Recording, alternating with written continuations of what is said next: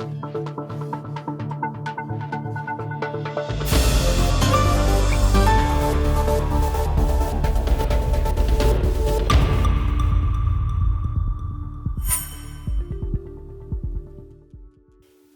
to information published on September 23, 2020, the Royal British Navy HMS Queen Elizabeth aircraft carrier has embarked 2 squadrons of F-35B stealth fighter jet,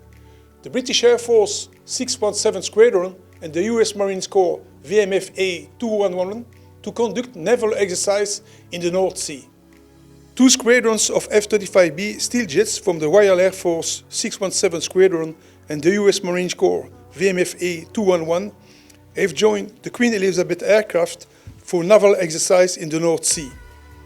With a total of 14 jets and 8 Merlin helicopters, it is the largest concentrations of fighter jets to operate at sea from a British Navy carrier